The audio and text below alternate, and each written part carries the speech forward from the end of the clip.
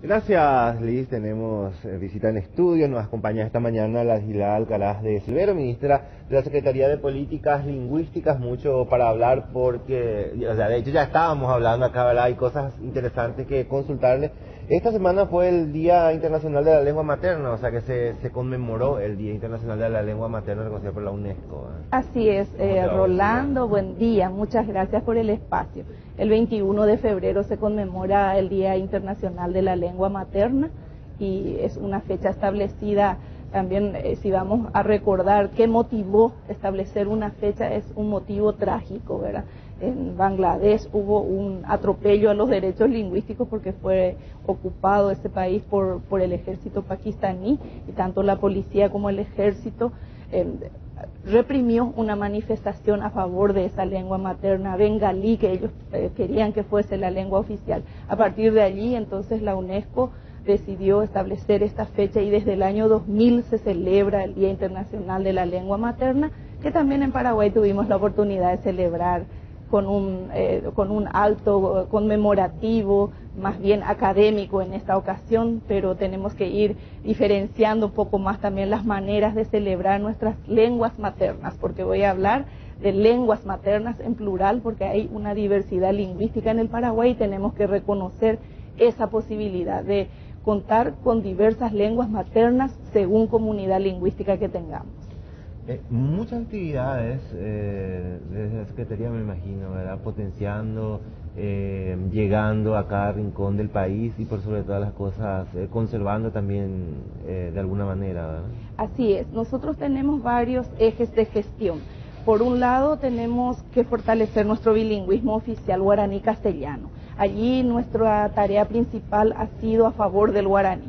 Doña Acuri, Romopuenda Marete, Tembiapoña, Neñe, Guaranires, Eguayca, Tujahuay, Sayas, al Jubeña, Neñe, Ñañe, Puruboy, Hayas, el Juramo, Peteñe, ella y Purumemeta, Ñaneretañe, Eteejina, Guaraní, Aupejahueres, Heroñeja, Ave, Toye Puruyoya, Estado de Pupe, Ñaisambu, Cuevo, Ñanereta, Aupepete y Tembiapoto y Sheitereiva, Oñe Puruna Mova, 75 instituciones del Poder Ejecutivo actualmente cuenta con responsables de las unidades de asuntos lingüísticos que serán los planificadores de la gestión lingüística dentro de las instituciones del Estado a fin de atender los derechos lingüísticos de los guaraní hablantes y de otras, de esta diversidad lingüística, porque también no solamente guaraní hablantes tiene derecho, claro. El hispano hablante tiene también, pero el castellano está normalizado en la gestión pública, en la función pública. Y el guaraní tenemos que volver de uso normal también. Jaupebas y Napeteite en Viapó,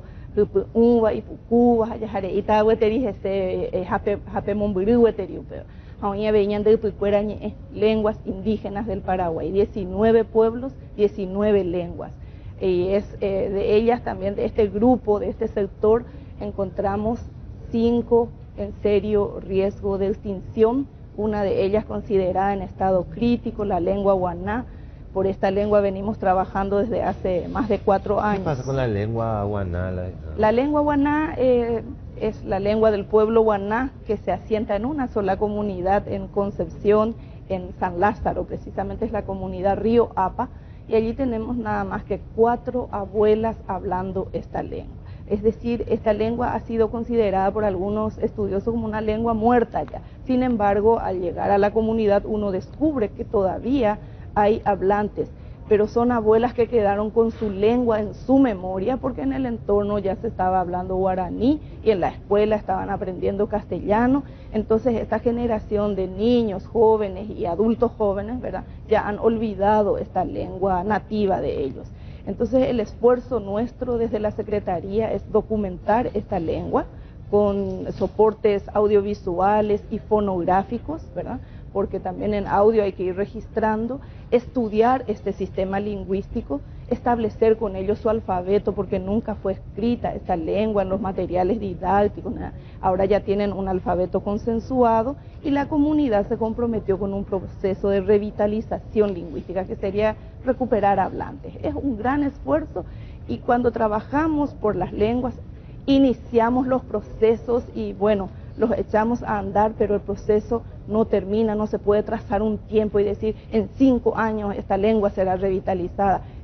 es un proceso incierto porque depende mucho de la comunidad, de los hablantes, para poder revitalizar una lengua. ¿Y las otras cómo están? Y bueno, las otras lenguas indígenas, hay algunas que son muy fuertes, como la lengua mbá en el grupo guaraní, los nibaclé, los macá, porque los hablantes son fieles a su lengua, no la renuncian. La amenaza por la que pasan nuestras lenguas minoritarias es que hay lenguas dominantes, ¿verdad? Entra el castellano, el guaraní en el Paraguay, y para los guaraní hablantes el castellano, el inglés, ¿verdad? Entonces cuando hay una lengua que va dominando, uno renuncia a su lengua propia para poder acceder a los estudios, acceder a oportunidades laborales. Entonces, la idea es no renunciar a la lengua propia, aun cuando uno pueda tener la oportunidad de aprender muchas otras lenguas, pero sobre la base de la conservación, preservación, difusión de la lengua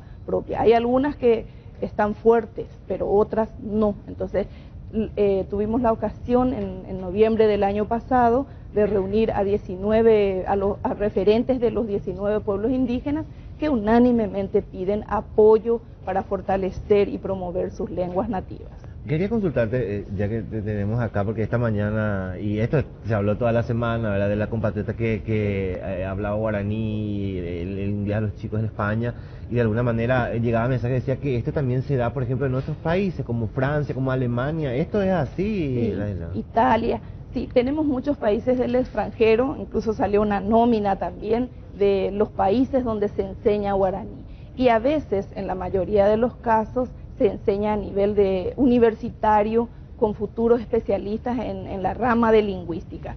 A veces encontramos ofertas para interesados en aprender la lengua, aprender a comunicarse en ella. En el caso de los países vecinos como Brasil, Argentina, encontramos, ¿verdad? En Italia también es el Ateneo de Lengua y Cultura Guaraní, la institución que tiene regionales también a nivel internacional, no solamente a nivel nacional. Entonces, por ahí se tiene estas ofertas, pero a nivel de universidades, como en Alemania, Francia, encontramos estudiosos, lingüistas que estudian entre las lenguas amerindias el sistema lingüístico del guaraní, y es muy interesante porque al ser una lengua aglutinante, tiene una morfología distinta del castellano o francés, italiano, de las lenguas flexivas, ¿verdad?, del mundo. Entonces, si tenemos 3 tipologías de lenguas nomás, el guaraní corresponde a una, el castellano a otra, ¿verdad?, y las lenguas orientales a otra.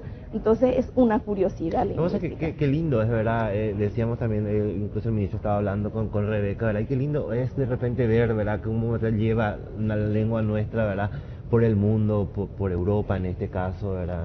Así es, y tenemos que mencionar también a los compatriotas que viven en el extranjero y tienen colectividades, conservan la lengua, quieren transmitir a sus hijos. Entonces, eso es importante. Nosotros tuvimos la ocasión de asistir a algunos de ellos, por ejemplo en Austria, ¿verdad?, que nos piden materiales porque quieren esa transmisión de la lengua de los padres a los niños.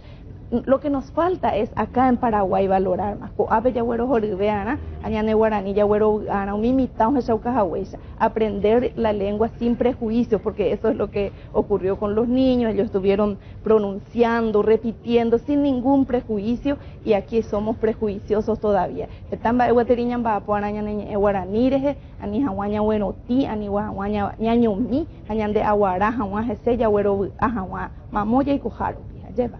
Ladislao, muchísimas gracias por acompañarnos esta mañana.